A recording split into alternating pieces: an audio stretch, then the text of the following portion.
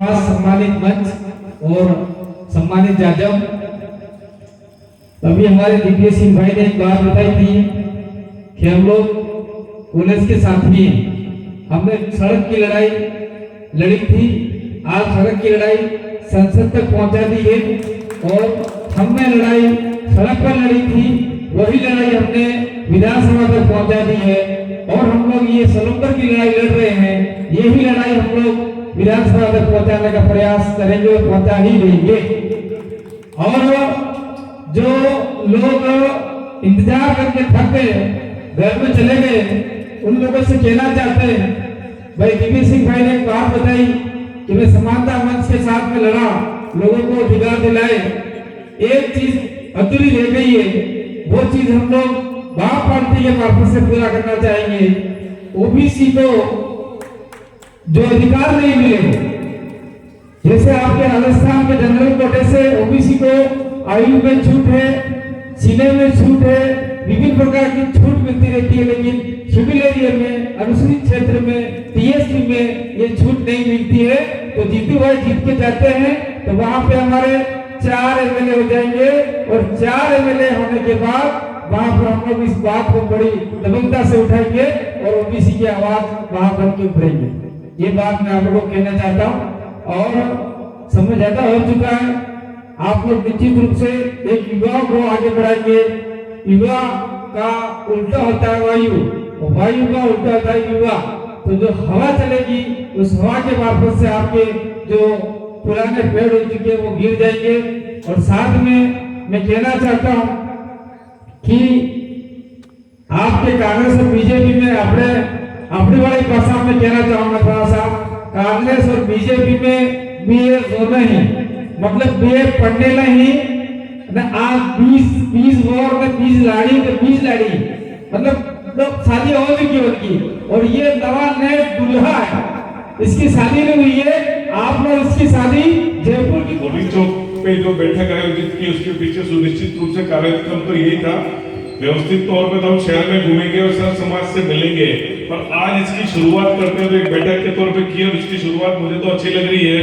दूसरा, संचालक महोदय भाई शंकर जी ने मेरा परिचय कराया आसपुर के दिग्विजय सिंह जी, तो ये मेरी मूल वतन धरती है, मैं चुंडावत हूँ और सलूबर से मेरा नाता क्या ही है, सलूबर की जनता जानती है और मैं मेरे घर में आके बड़े हर्ष से आज के कार्यक्रम में उपस्थित हमारी पार्टी के संस्थापक भाई कांति भाई और मेरे मित्र, हम छात्र जीवन से साथ संघर्ष करते हुए आज इस मंच में साथ बैठे। पहली बार हमारे कार्यक्रम के आज के मुखिया व हीरो भाई जितेश भाई प्रत्याशी, जो अपनी सफलता मीटिंगें करते हुए अभी भी कुछ मीटिंग छोड़ के आनी पड़ी क्योंकि यहाँ 2 कार्यालयों का उद्घाटन था और इस सभा के लिए। और दूसरे हमारे साथ जो भी बाप के जिलाध्यक्ष हैं, खेरवाड़ा प्रत्याशी भाई प्रवीण जी हैं और हमारे अल्पसंख्यक कार्यकर्ता और सर्व समाज के जो प्रतिनिधि हैं उपस्थित हैं, आप सबका स्वागत, अभिनंदन।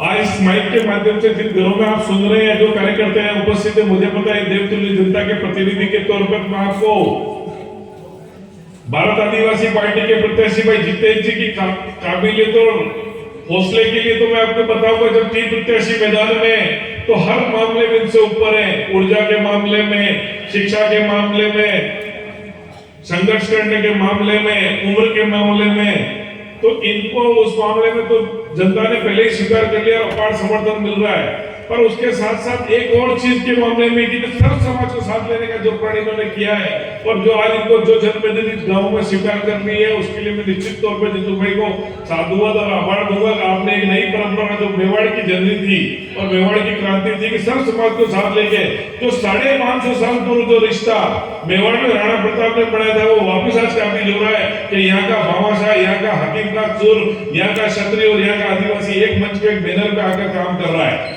और आज इस माध्यम से मैं सलूबर की जनता को जो भी सुन रहे हैं, इस मीडिया के माध्यम से कर जाए, आपको एक चीज बताना है, आपके मन में आज तक एक भ्रम पैदा किया गया कि भारत आदिवासी पार्टी, आदिवासी की पार्टी है, युवाओं की पार्टी है, ये अलगाव करेगी, ये तोड़फोड़ करेगी। तो मैं उस धरती से आता हूँ जहां हमने एमपी बनाया है, जहां 2-2 एमएलए बनाए और हम वहां की शांति की बात करते हैं। हम भी एक जमाना था भाई, उमेश हमारे आसपास से लड़े थे, हमने उनका साथ नहीं दिया और किनारे पे छोड़ दिया, पर उमेश ने वहां पे फील्ड में रह के 6 साल में हमारा दिल जीता और हमने उनको तय दिल से जीता। 27,000 वोटों से आसपुर में विजय, और आसपुर में सलूम्बर की संभावना शेर है, वहां भी सामान्य का परसेंटेज जितना ही है। तो सलूम्बर की देवतुल्य जनता से ये निवेदन करता हूँ कि ब्राह्मण जैन वोटों को ये डरा के कि आदिवासी तुम्हारे करके हमारा वोट लेते हैं। मैं सलूम्बर की धरती पे 2 बार और बोला हुआ, तीसरी बार कह जा रहा हूँ कि ये होली चौक तो छोटा है, पर गांधी चौक में चाहे वे कांग्रेस हो चाहे बीजेपी हो, यहाँ इस इलाके के अंदर भाइयों के बीच में इस समरसता, सामाजिक सौहार्द को बिगाड़ते हुए उन लोगों ने अपनी राजनीति को चमकाया है। कभी किसी मुस्लिम को हिंदू से डर दिखाया, कभी किसी हिंदू से आदिवासियों से डर दिखाया, इस तरीके का डर दिखा करके अपनी राजनीतिक रोटियां सेकी है। मैं आज आपको एक इतिहास के बारे में बताना चाहूंगा। जब हमारी मेवाड़ वागड़ की जो लड़ाई थी, जो विरासत बचाने की लड़ाई थी, अगर वो लड़ाई हमारे अकेले किसी एक वर्ग की होती तो उसके अंदर जो लड़ाई लड़ी गई थी उसके अंदर हर एक समुदाय के लोग नहीं होते, और उस लड़ाई को पुरजोर तरीके से लड़ा गया और इस मेवाड़ को बचाया है। हम लोग उसी विचारधारा से ये निकले हुए हैं। आप भाइयों को मैं अवगत कराना चाहता हूं कि जो लोग मेरे नाम को लेकर के बदनाम कर रहे हैं, रौब और खौफ दिखा रहे हैं, मैं आप भाइयों से आश्वस्त करना चाहता हूं कि आप चाहे किसी भी विचारधारा के हो, कांग्रेस हो या बीजेपी के हो, कोई बात नहीं, आप अपनी विचारधारा रखो, रखने का आपको हक है, पर आपको ये बात जरूर देखना पड़ेगा कि आज आप तो पढ़े लिखे हो, पर बीजेपी के अंदर किसी साक्षर व्यक्ति को टिकट दिया है। हमारा सलूम्बर जिला पहले से पिछड़ा हुआ है, उसको और खड्डे में डालने के लिए ऐसे साक्षर व्यक्ति को टिकट दिया है। वो सोच रहे हैं कि हमने इस अक्सर इंसान को टिकट देकर के हम जिता देंगे और उसके बाद हमारी जो दुकान चलने वाली है 2 लोगों की, वो दुकान हम आसानी से चला सकते हैं। और सलूम्बर की विधानसभा की जो जनता है, 3 लाख जनता के साथ में हर रोज कुटाराघात होगा। मैं आज आपको कहना चाहता हूं, इस सलूम्बर बाजार के अंदर बहुत सारी समस्या है। आप अगर उनको मत देते हो और जिताते हो, जीतने वाले तो वो है ही नहीं, पर मैं कहना चाह रहा हूं कि आप अपनी एप्लीकेशन लेकर के, मान लो नालियों का कोई काम है, नल कनेक्शन है या कोई और काम है, आप लेकर के उनके पास जाओगे, एप्लीकेशन लिखी हुई, वो अपने पड़ोसी को पढ़ाएंगे